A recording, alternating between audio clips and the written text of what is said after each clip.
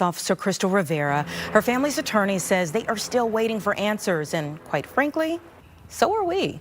The legal team representing Rivera's family is accusing the Chicago Police Department of stonewalling its civil investigation and raising new questions about the officer who shot and killed her during a pursuit. Joining us now, attorney Antonio Romanucci, who represents Krystal Rivera's family. Thank you so much for being here. Thank you so much. June 5th. 2025 was the date of Officer Rivera's death. It is now June 8th, 2026. What are her family's biggest questions today? Well, their questions are they still want to know what really happened that night. I mean, what will give them some closure is full and complete transparency. We don't have all of the video. We don't have all of the body-worn camera. We don't have the reports. We don't have their investigation. What we do have is a continuously changing narrative about what happened that night. There are different stories about what happened, and there isn't one consistent story. So what is it that happened? We want to know, because all we know is that Carlos Baker said that shots were fired at the police. But instead what happened, shots were fired by the police at the police. In mentioning the fact that CPD's account of what happened the night of Officer Rivera's death has been described, you just said there, as a changing over time. Why does that matter to your case?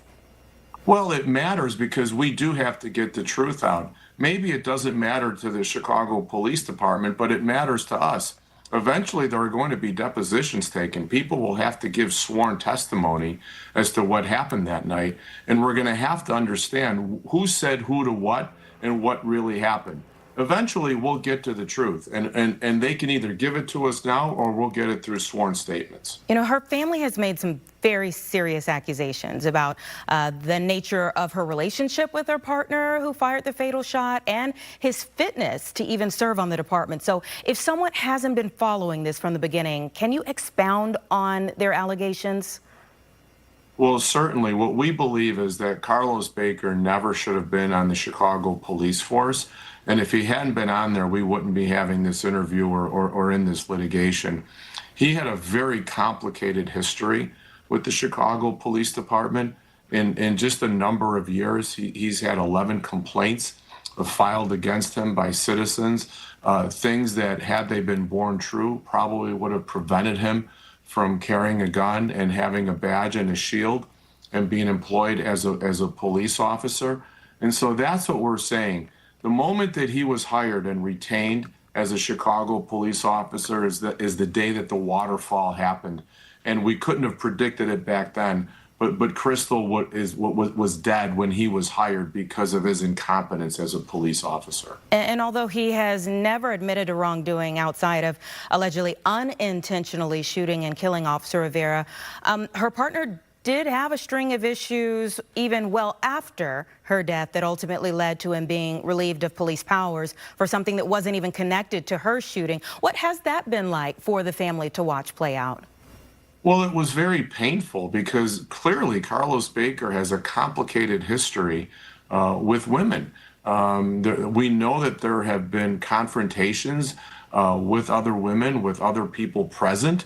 There are allegations that he has shown his gun to people in public places in order to effectuate intimidation. It's very painful for them to hear about any of this because they know that this either could have been prevented. And why is he still on the force? Why is he not fired? And going back to the video, how do you know that they haven't released the entirety of it? I mean, have you watched it behind closed doors, but so you know they haven't released everything they have, or do you just believe that there is more than what you all have seen? We have a strong belief that not all body-worn camera has been released. We believe that there is more video out there to be seen, and it all should be released unredacted, unfiltered, and unedited. And when you say that the department is, quote unquote, stonewalling on the investigation into Officer Rivera's death, what specific information have you been able to document to say they have failed to turn this over? Well, our case has been in suit now for quite some time. We've been in litigation now for over 7 months. And we don't have any what's called discovery in this case yet, where we can say that we have come closer to the truth and understanding what happened. So I want to ask you, and I think back to the moments of Officer Rivera's funeral and CPD Superintendent Snelling walking over to her mother with the flag folded, and how you could feel her heart, her pain through the screen. What does justice look like for Officer Rivera's family at this point, 1 year later? Yeah, there are so many prongs to justice, and that's such a good question. Obviously, there's the administration part of justice where Carlos Baker needs to be removed from the force so this can never happen again. Number two, there's the civil component of justice, which is what we're working on right now. Number three, there's the criminal component of justice.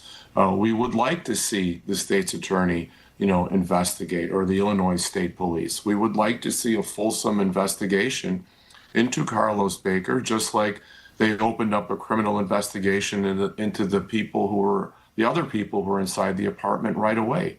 We want to know why this isn't going on. So there are different prongs to justice that we need. Attorney Romanucci, we appreciate you as always, and our prayers are still with the family. Thank you so much. Have a good night. Please keep us updated.